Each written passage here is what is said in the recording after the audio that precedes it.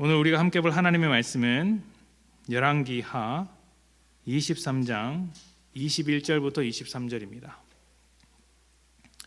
열왕기하 23장 21절부터 23절까지의 말씀입니다. 열왕기하 23장 21절부터 23절까지의 말씀 제가 봉독합니다. 왕이 뭇 백성에게 명령하여 이르되 이 언약책에 기록된 대로 너희의 하나님 여호와를 위하여 유월절을 지키라 하며 사사가 이스라엘을 다스리던 시대부터 이스라엘 여러 왕의 시대와 유다 여러 왕의 시대에 이렇게 유월절을 지킨 일이 없었더니 요시야 왕 18째 해에 예루살렘에서 여호와 앞에 이 유월절을 지켰더라. 아멘. 자, 우리가 언론을 통해서 가장 많이 듣는 말 중에 하나가 개혁일 것입니다. 얼마 전 대선을 치를 때도 정치 개혁을 해야 한다느니 이런저런 개혁을 해야 한다느니 이런 말들을 많이 있었습니다. 야당이든 여당이든 가릴 것 없이 개혁을 해야 한다 외치고 다녔는데 그 개혁이 잘 되고 있는지는 잘 모르겠습니다. 작은 정당이나 소속이 없는 정치인들은 큰 세력은 이미 기득권을 가지고 있기 때문에 개혁할 수 없다. 그래서 자신들이 대안이다. 이런 말을 하기는 하는데 꼭 그렇지는 않은 것 같습니다. 왜냐하면 모든 사람들이 개혁을 말할 때는 자기에게 유리한 방향으로 말하기 때문입니다. 그런 것은 개혁이라고 할 수 없죠. 요즘 들어서 검찰 개혁이라는 말도 많이 나오는 것 같습니다. 한쪽에서는 검찰의 개혁이 너무 커서 검찰의 권력이 너무 커서 강하기 때문에 개혁해야 한다고 말을 할 것이고 또 다른 한쪽에서는 섣부른 개혁이 더 심각한 문제를 일으킬 수 있다고도 이야기를 합니다. 이렇게 우리가 사는 시대에 개혁이라는 말이 항상 나오는 것은 누군가 문제점을 발견했기 때문이겠죠. 그리고 그 문제점을 아주 많은 사람들이 공감하고 더 이상 지나칠 수 없게 되면 진짜 개혁을 하게 될 것입니다. 그것이 아니라면 개혁은 그냥 사라지는 것이겠죠. 그런데 우리가 개혁을 할 때는 분명한 점이 하나 있습니다. 문제점을 더 이상 지나칠 수 없을 때, 그래서 개혁해야 할 때는 반드시 뼈를 깎는 심정으로 개혁을 해야 한다는 것이죠. 여기서 뼈를 깎는 심정이라는 것은 고통을 이야기하는 것입니다. 고통 없이 개혁을 한다라는 것은 거의 불가능한 것입니다. 왜냐하면 개혁이라는 것은 심각한 환자를 수술하기 위해서 몸에 칼을 대는 작업과 똑같은 것이기 때문입니다. 칼을 대는 고통을 수반하지 않으면 수술할 수 없듯이 그 뼈를 깎는 심정과 같은 고통을 수반하지 않으면 그 집단의 개혁이 제대로 이루어지지 않는 것이죠. 만약 고통을 수반하지 않으려고 하면 어떻게 될까요? 고통이 두려워서 피하려고만 한다면 어떻게 될까요? 치료되지 않고 병은 더 심각해지겠죠? 사회 안에 있는 문제도 해결되지 않고 점점 더 심각해질 것입니다. 수술을 하기 싫어하는 사람 중에는 병에 걸리지 않았다고 믿는 사람도 있습니다. 증상을 외면하는 것이죠. 그러면 죽습니다. 개혁되어야 할 문제들을 개혁하지 않으면 죽는 것이죠. 다만 그 문제가 정말 수술해야 할 문제인지 아니면 간단하게 치료만 하는 되는 문제인지는 정밀하게 진단을 해볼 필요는 있겠죠. 오늘 읽을 말씀에는 요시야 왕에 대한 이야기가 나옵니다. 요시야 왕 하면 가장 먼저 떠오르는 말이 종교 개혁일 것입니다. 말씀드렸다시피 이 개혁이라는 말이 나왔다는 것은 그 당시에 아주 심각한 문제들이 있었기 때문이겠죠. 그래서 오늘은 그 문제들을 하나씩 들여다보도록 하겠습니다. 열왕기하 23장 22절입니다. 사사가 이스라엘을 다스리던 시대부터 이스라엘 여러 왕의 시대와 유다 여러 왕의 시대에 이렇게 유월절을 지킨 일이 없었더니 아멘. 유월절이라는 것은 이스라엘 백성에게 굉장히 중요한 절기입니다. 일단 유월절이 어떤 의미를 가지고 있는지 말씀을 잠깐 읽도록 하겠습니다. 출애굽기 12장 26절부터 28절입니다. 이후에 너희의 자녀가 묻기를 이 예식이 무슨 뜻이냐 하거든 너희는 이르기를 이는 여호와의 유월절 제사라. 여호와께서 애굽 사람에게 재앙을 내리실 때에 애굽에 있는 이스라엘 자손의 집을 넘으사 우리의 집을 구원하셨느니라 하라 하매 백성이 머리 숙여 경배하니라. 이스라엘 자손이 물러가서 그대로 행하되 여호와께서 모세와 아론에게 명령하신 대로 행하니라. 아멘. 자, 유월절은 이스라엘 백성이 애굽의 포로로 잡혀 있을 때 그들을 건져내기 위해서 하나님께서 일하신 것을 기념하는 것입니다. 애굽 사람에게 죽음이라는 재앙이 찾아왔을 때 이스라엘 사람들 집에는 그 문설주와 문 지방에 이제 대들보에 그 양의 피를 발라두었고 그 피를 보고 나서 죽음이 그냥 지나가게 되었죠. 하나님께서 그 집을 건너갔습니다. 그렇게 지나간 것을 넘어간 것을 기억하며 하나님께서 구원해 주신 것을 생각하는 것이 유월절이라는 절기입니다. 그래서 유월절을 보내는 동안 방금 읽은 것처럼 가족들이 모여서 함께 식사를 나눌 때 자녀들이 이 절기는 무엇 때문에 우리가 이렇게 지키는 겁니까? 우리가 왜 이렇게 모여서 잔치를 벌입니까? 라고 묻는다면 그때 유월절의 의미를 꼭 가르쳐 주어라 이렇게 이야기를 하고 있는 것이죠. 그러니까 유월절의 의미를 가르칠 뿐만 아니라 이스라엘 백성이 가지고 있는 정체성, 하나님의 백성이라는 정체성을 간직하도록 하는 것입니다. 우리는 하나님께서 이런 말씀을 통해서 가정에서부터 신앙을 가르치도록 하셨다는 것을 잘 기억해야 합니다. 이스라엘은 사회 전반적으로 신앙 공동체이지만 가장 기본적인 신앙 교육은 부모로부터 받았어요. 부모의 신앙, 그것도 말로 끝나는 신앙이 아니라 삶으로 살아내는 신앙을 보고 자녀들이 하나님을 배우도록 하는 것이죠. 가정에서 신앙을 배워서 하나님의 하나님 되심을 신뢰하고 하나님을 두려워하고 하나님과 함께하는 삶을 가정에서부터 잘 배우고 자란 아이들이 사회로 나가서 하나님 중심으로 살아가며 이 사회를 하나님 보시기에 합당한 모습으로 바꿔내는 것이죠. 그렇게 건강한 그리스도인이 될 수 있는 토대가 어디서부터 시작되느냐? 가정 안에서의 신앙 교육이라는 것입니다. 그런데 그 가정의 역할을 포기하게 되면 이 세상을 살아가는 아주 중요한 힘 하나를 포기하는 것과 같죠.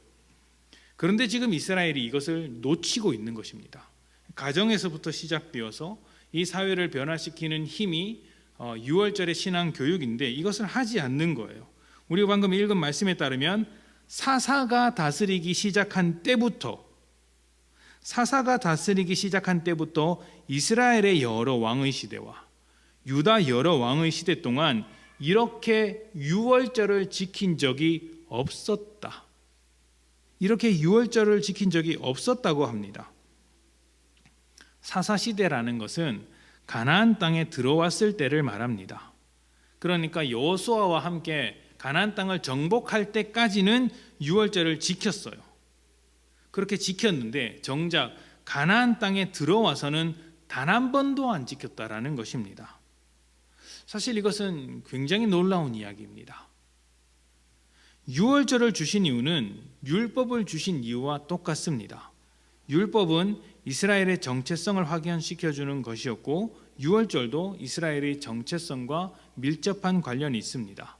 이스라엘의 정체성이 무엇이죠? 너희는 하나님의 백성, 거룩한 존재다라는 것이죠. 유월절도 이스라엘의 출발이 어디인가를 확인시켜주는 것입니다. 그러니까 이 정체성을 잃어버리면 삶의 의미가 사라지는 것과 같죠. 정체성이 없는 사람은 죽은 것과 같습니다. 혼란스럽고 갈피를 잡을 수 없습니다. 행복하지도 않죠. 그래서 하나님은 이스라엘이 자기의 거룩함과 정체성을 지킬 수 있도록 이스라엘을 위해 일하시는 하나님을 생각하라고, 너희의 출발 지점에는 항상 하나님이 계셨다라는 것을 잊지 않도록 유월절을 주셨습니다. 그런데 한 번도 안 지킨 거예요.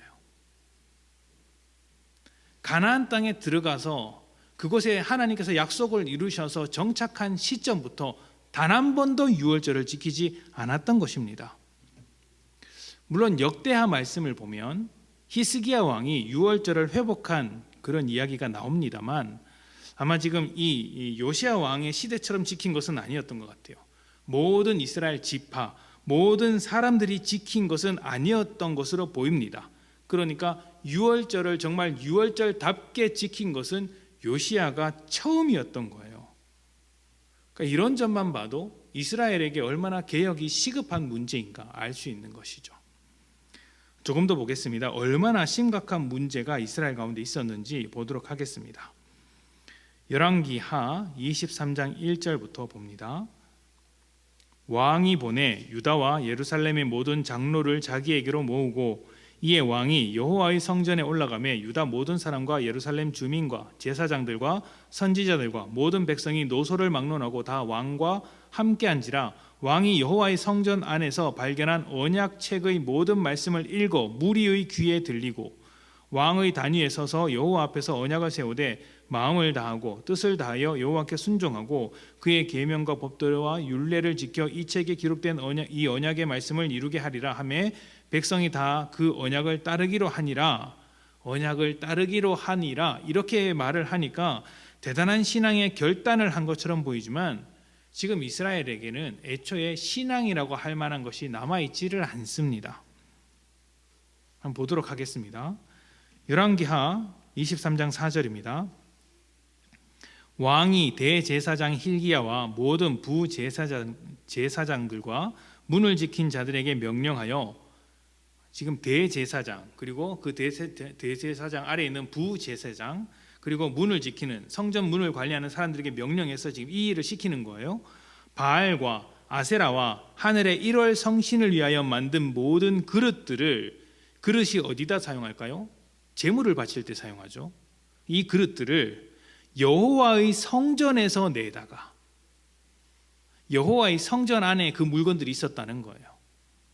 그러니까 하나님께 제사를 드려야 할 성전에서 우상을 향한 제사가 일어나고 있었다는 것이죠. 이것을 내다가 예루살렘 바깥 기드론 밭에서 불사르고 그것들의 죄를 베델로 가져가게 하고, 옛적에 유다 왕들이 세워서 유다 모든 성읍과 예루살렘 주위의 산당들에서 분향하여 우상을 섬기게 한 제사장들을 폐하며, 또 바알과 해와 달과 별대와 하늘의 모든 별에게 분향하는 자들을 폐하고, 우상이 굉장히 많죠. 또 여호와의 성전에서 아세라상을 내다가 예루살렘 바깥 기드론 시내로 가져다 거기에서 불사르고 빻아서 가루를 만들어 그 가루를 평민의 묘지에 뿌리고, 또 여호와의 성전 가운데 남창의 집을 헐었으니 그것은 여인이 아세라를 위하여 휘장을 짜는 처소였더라. 아멘.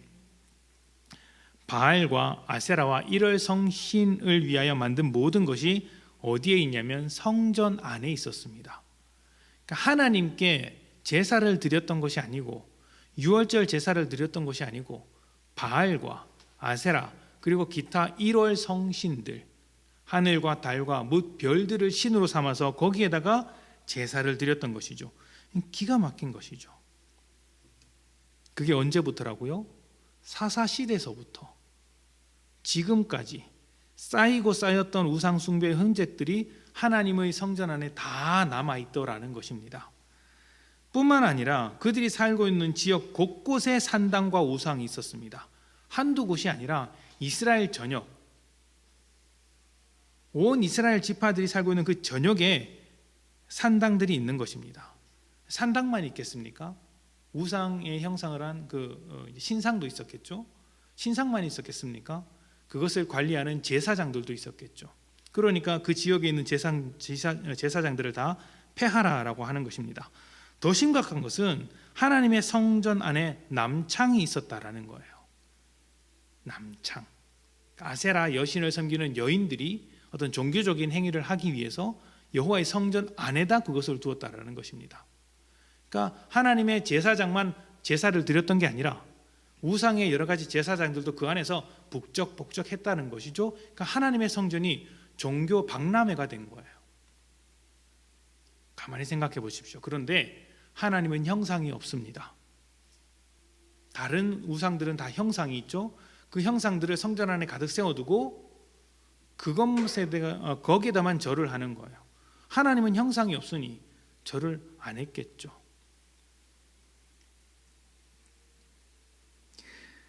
지금 이것을 이제서야 고치고 있다라는 것이 정말 놀라운 거예요. 그전에는 어떠한 심각성도 느끼지 못했습니다. 계속 봅시다. 열왕기하 23장 10절부터 14절입니다.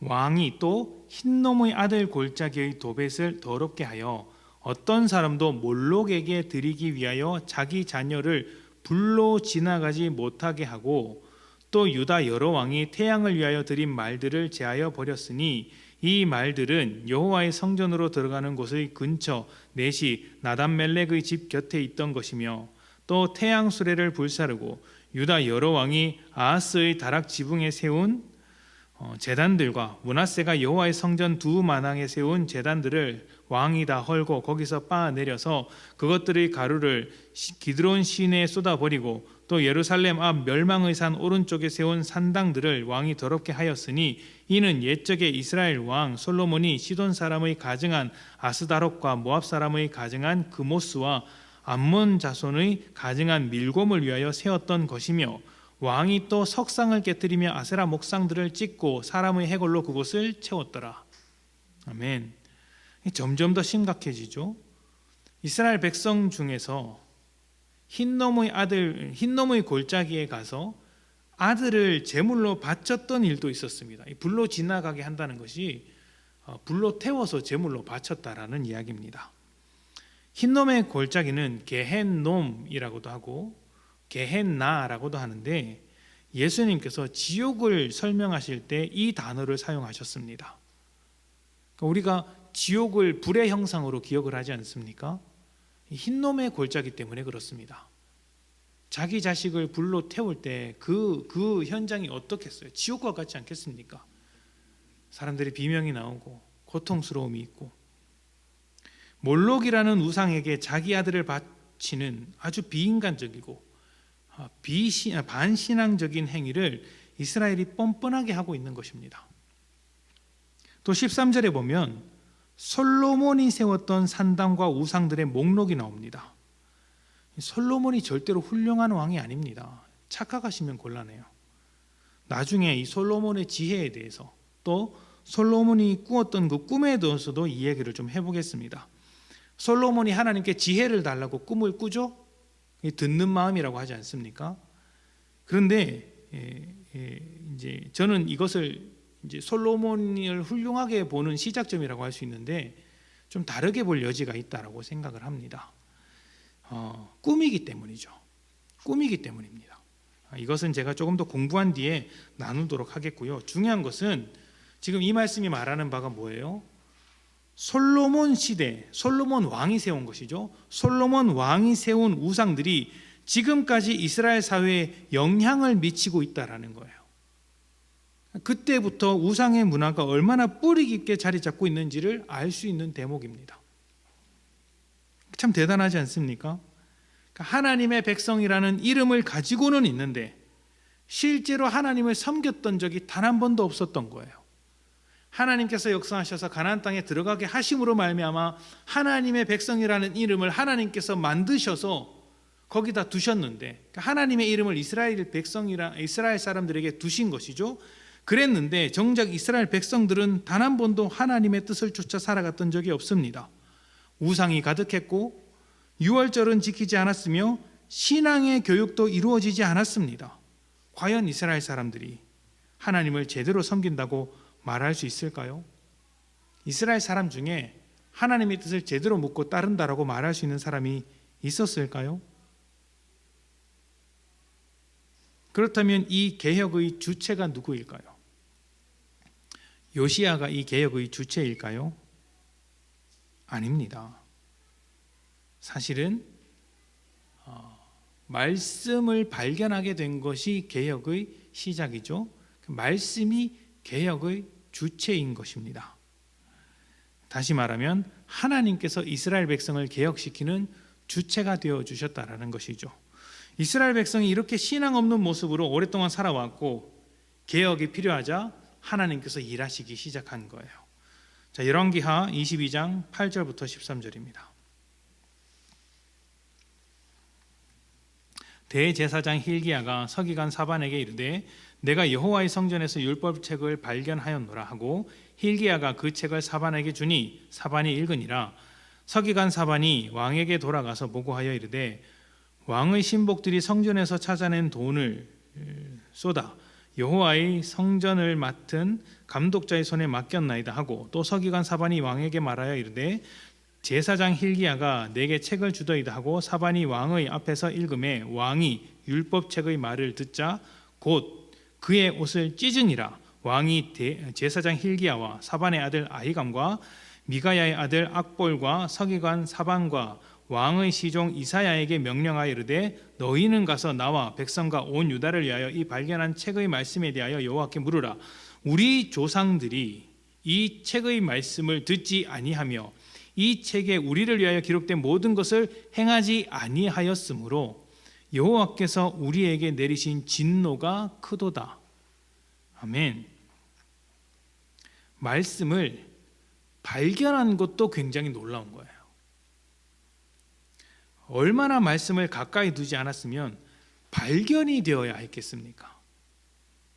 발견이 된 거예요. 발견이. 평소에는 말씀이 없었다가 어느 날 갑자기 말씀이 발견이 된 것이죠. 발견이라는 말을 쓸 정도면 그전에는 아예 없었다라고 보는 것이 정확합니다. 내가 가지고 있지 않았는데 어느 날 발견이 된 것이죠.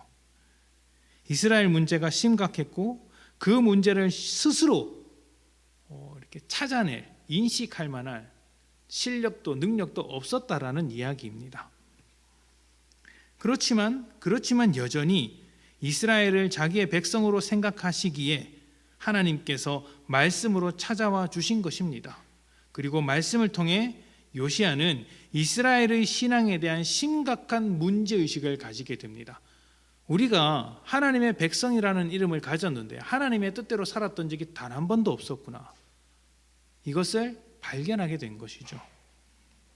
지금도 말씀이 우리 마음을 두드리며 들어올 때가 있습니다. 그 말씀이 나에게서부터 발견되는 것이죠. 그것이 설교든 성경 공부든 큐티 묵상이든 어떤 것을 통해서든 이렇게 발견되는 경우가 있습니다. 그런데 사실 그 말씀들을 가만히 돌이켜보면 대부분 다 알고 있는 말씀이고 익숙한 말씀인 경우가 많습니다.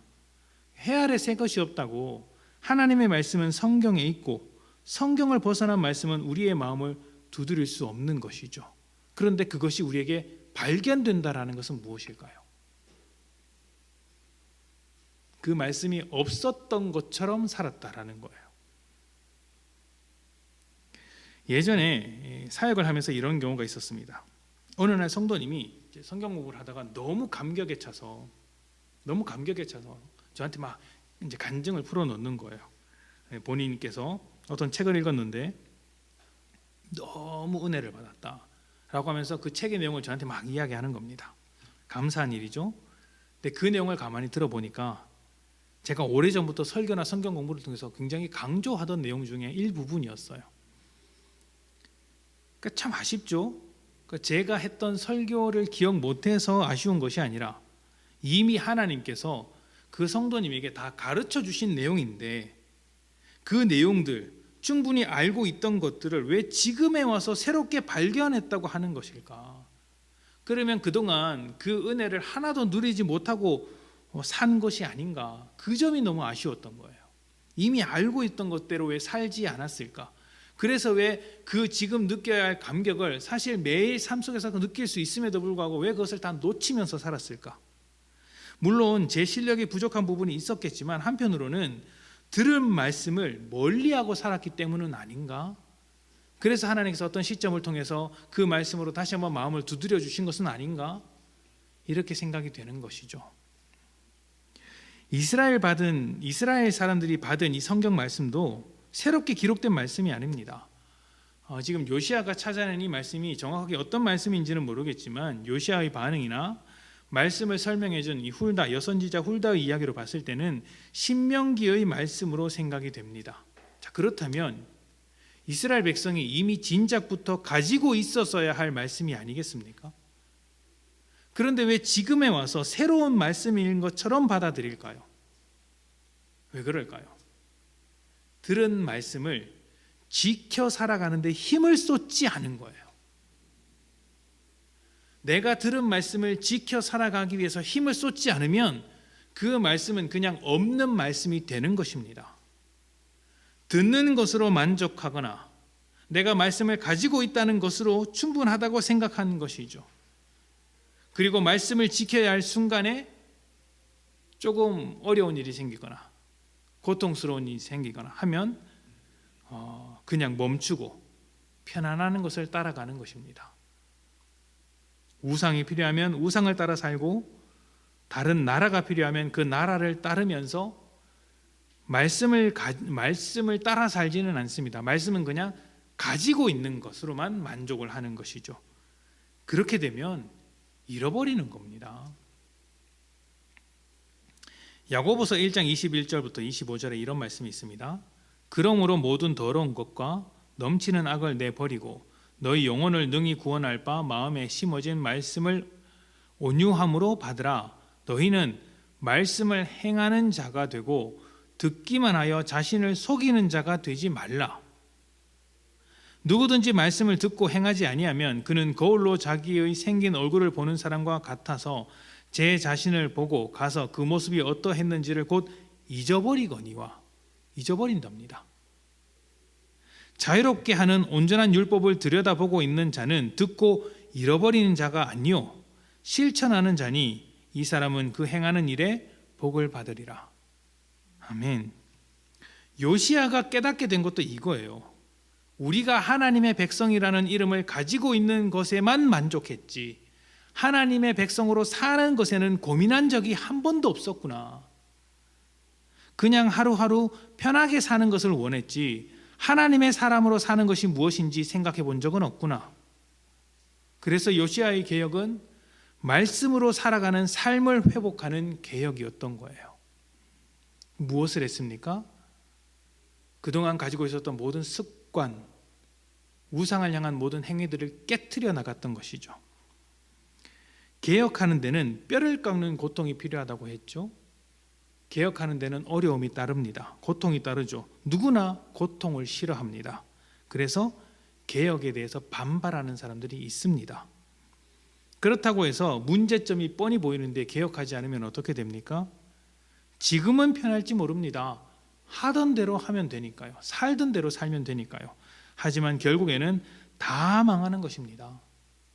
결국 다 무너지는 것이죠. 이스라엘처럼 됩니다. 요시야 때 이스라엘이 잠깐 개혁하는 것 같이 빛을 냅니다. 반짝하죠. 그런데 어떻게 됩니까? 이 개혁이 요시야 때로 끝납니다.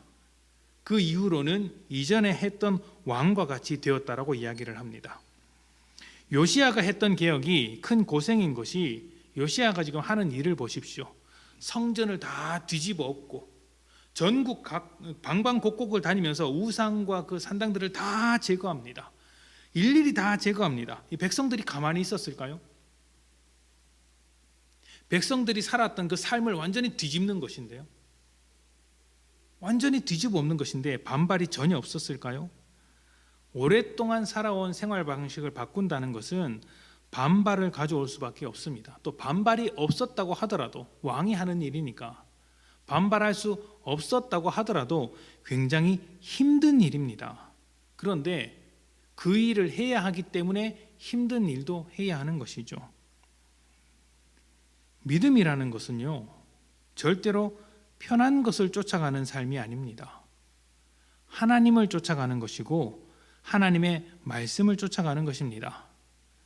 그렇기 때문에 우리는 말씀을 쫓아가면 편한 삶이 될 것이라는 기대를 접어야 합니다. 마태복음 11장 28절부터 30절에는 우리가 잘 알고 있는 말씀이 있습니다. 수고하고 무거운 짐진 자들아 다 내게로 오라. 내가 너희를 쉬게 하리라. 나는 마음이 온유하고 겸손하니 나의 멍에를 메고 내게 배우라. 그리하면 너희 마음이 쉼을 얻으리니 이는 내 멍에는 쉽고 내 짐은 가벼움이라 하시니라. 아멘. 자, 제자는 예수님께서 짐을 대신 져 주는 사람들이 아니라 주님으로부터 짐을 지는 법을 배우는 사람들입니다.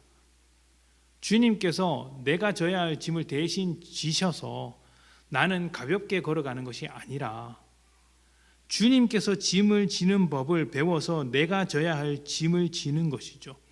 근데 주님께서 지신 짐이 뭡니까? 십자가 아닙니까? 이것을 가볍다고 하시는 이유는 마음이 온유하고 겸손하기 때문인데, 쉽게 말하면 자신보다 말씀을 앞에 둔다라는 거예요. 자기 자신보다 말씀을 앞에 둔다는 것입니다.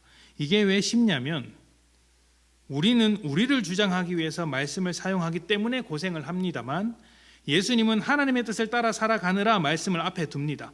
그러니 어려울 일이 없는 거예요. 그것을 배우라는 것입니다. 그것을. 예수를 믿는 것은 져야 할 짐이 있고 고난이라는 것이 있습니다. 세상의 반대편에 사는 것이 쉽겠습니까? 세상의 반대를 받으면서 사는 것이 편안하겠습니까? 전혀 아니죠. 그런데 그런 고통과 고난의 과정은 말씀으로 우리를 개혁시키는 과정입니다.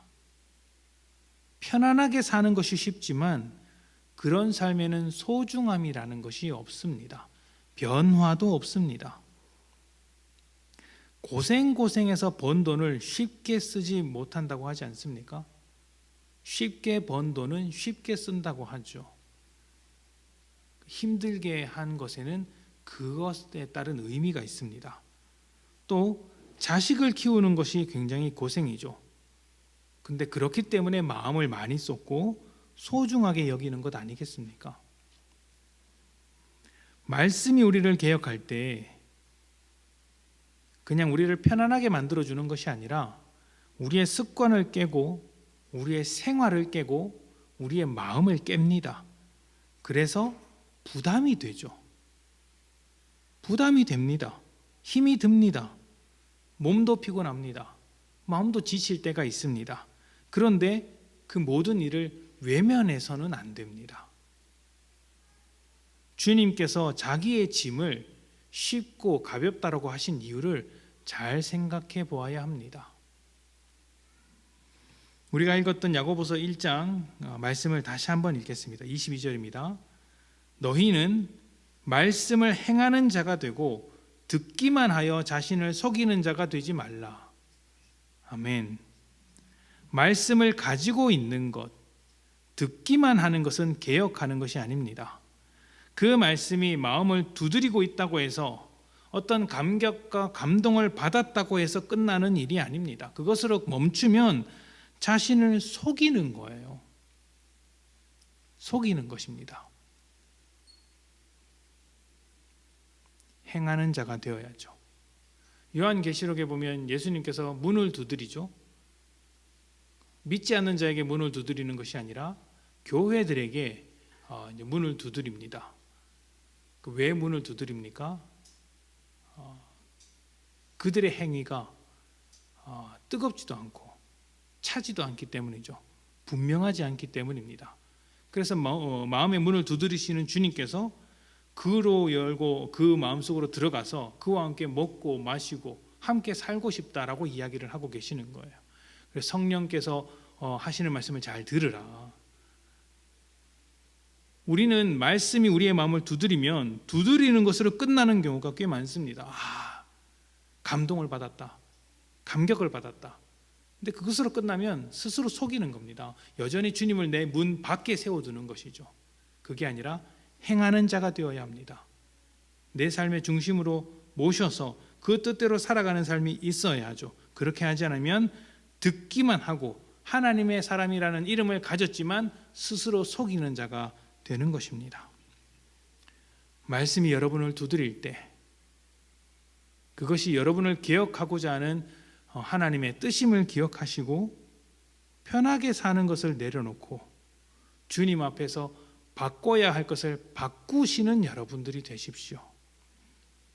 날마다 개혁되어서 오늘보다 더 자라나는 믿음, 문제, 내게 있는 그 썩어 빠진 문제를 해결하는 믿음, 그리고 궁극적으로 하나님께서 기뻐하시는 믿음이 되시기를 축복합니다.